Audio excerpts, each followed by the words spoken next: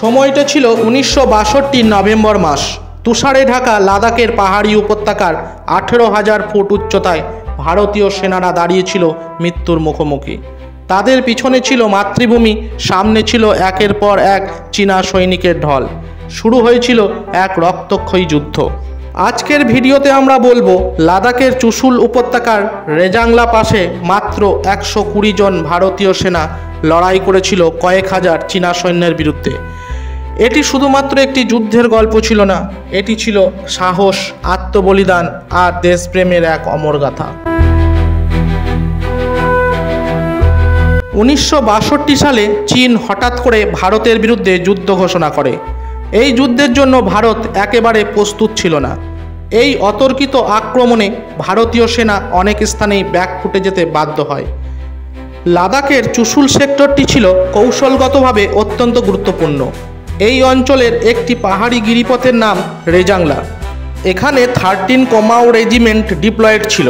তাদের কাজ ছিল চুশুল উপত্যকার প্রবেশপথ রেজাংলা রক্ষা করা, যেটি ভেঙে গেলে সরাসরি লে শহরে পৌঁছে যেত শত্রুরা। এই কোম্পানির নেতৃত্বে ছিল কমান্ডিং অফিসার মেজর সাইতান সিং। তাদের সংখ্যা ছিল মাত্র 120 জন, অথচ চীনাদের সংখ্যা ছিল 5,000-এরও অধিক। তাদের সঙ্গে ছিল অত্যাধুনিক সমরাস্ত্র আর মোটর। 18 নভেম্বর 1962 প্রচণ্ড ঠান্ডা আর কুয়াশার মধ্যে চীনা সৈন্যরা নীরবে এগিয়ে আসে। মুহূর্তের মধ্যে শুরু হয় গুলিবর্ষণ। গোলার শব্দ পাহাড় কাঁপিয়ে দিচ্ছিল। পরিস্থিতি বেগতিক দেখে মেজর সাইতান সিং চুশুল হেডকোয়ার্টারে ফোন করেন।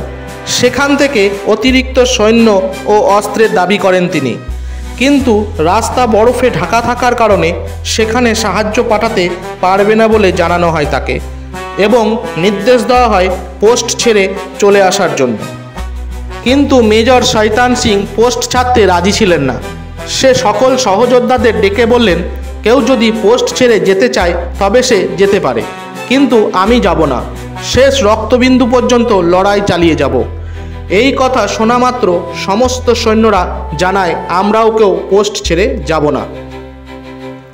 3 দিক থেকে চীনারা ঘিরে ফেলে ভারতীয়দের। যোগাযোগ বিচ্ছিন্ন হয়ে যায়, রসদ শেষ হয়ে আসে। তবুও মেজর সাইতান সিং ও তার সহযোদ্ধারা শেষ গুলি পর্যন্ত লড়াই চালিয়ে যান। প্রথমে 2 বার আক্রমণ চালায় চীনা সৈন্যরা, কিন্তু এই 2 বারই চীনা সৈন্যদের পিছনে সরতে হয়। এই আক্রমণে বহু চীনা সৈনিকের মৃত্যু হয়। চীনা সৈনিকেরা যতবার আক্রমণ করে ততবারই ভারতীয় সৈনিকেরা তাদের পিছু হটতে বাধ্য করে। তবুও বারবার এই আক্রমণের ফলে বহু ভারতীয় সৈনিকের মৃত্যু হয়। তার ওপর অস্ত্রের জোগান না থাকার কারণে অস্ত্রেরও সংকট দেখা দেয়। এই অবস্থায় মেজর সাইতান সিং নিজে ফ্রন্ট লাইনে গিয়ে সৈনিকদের মনোবল বাড়ায়। এদিকে চীনা সৈনিকরা বুঝতে পারে যতক্ষণ পর্যন্ত মেজর সাইতান সিং যুদ্ধক্ষেত্রে আছে ভারতীয় সৈনিকদের হারানো অসম্ভব। তাই তারা সাইতান সিংকে নিশানা করতে থাকে। এর ফলে মেজর সাইতান সিংয়ের হাতে গুলি লাগে। তার হাত কাজ করা বন্ধ করে দেয়। এর ফলে তিনি মেশিন গানের ট্রিগারে দড়ি লাগিয়ে নিজের পায়ে বাঁধে ও চীনা সৈনিকদের শেষ করতে থাকে। পরবর্তী সময়ে একটি গুলি তার পেটে এসে লাগে, ফলে তার মৃত্যু হয়।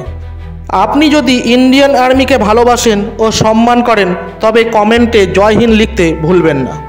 এদিকে ক্রমাগত যুদ্ধের ফলে ভারতীয় সৈনিকদের অস্ত্র শেষ হয়ে যায়। ফলে চীনা সৈনিকদের পোস্টের কাছে আসতে দেয় ভারতীয় সৈনিকরা ও তাদের বন্দুকের ব্যানর দিয়ে আঘাত করে মারতে থাকে। ভারতীয় সৈনিকরা হরিয়ানার লম্বা চওড়া জওয়ান থাকায় একজন 2 জন চীনা সৈনিকদের আঘাত করে মেরে ফেলে। এই লড়াইয়ে 115 জন ভারতীয় সৈনিকের মৃত্যু হয় ও 5 জন সৈনিক চীনাদের কাছে বন্দী হয়। পরে ওই 5 জন বন্দী হওয়া ভারতীয় সৈনিকের মধ্যে 4 জন পালিয়ে আসতে সফল হয়। 1 জনের বন্দী অবস্থাতে মৃত্যু হয়। এই যুদ্ধে চীনাদের 1300 জন সৈনিকের মৃত্যু হয়। ভারতীয় জওয়ানদের সাহস ও আত্মবলিদান দেখে চীনারা আশ্চর্য হয়ে যায়। এর কিছুদিনের পরেই চীনারা যুদ্ধবিরতির ঘোষণা করে। 120 জনের মধ্যে 114 জনই শহীদ হন। ঠান্ডায় জমে যাওয়া তাদের দেহ পরে উদ্ধার করা হয়।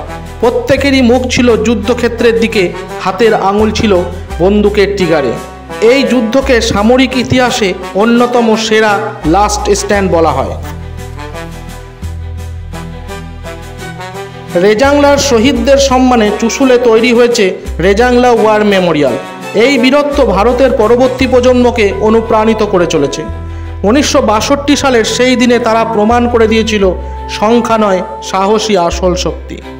রেজাংলার গল্প শুধু একটি যুদ্ধের কাহিনী নয়, এটি সাহস, ত্যাগ আর মাতৃভূমির প্রতি ভালোবাসা। আপনি যদি এমন ইতিহাস ভিত্তিক ভিডিও দেখতে পছন্দ করেন তাহলে লাইক দিন, শেয়ার করুন এবং সাবস্ক্রাইব করতে ভুলবেন না। দেখা হবে পরের পর্বে।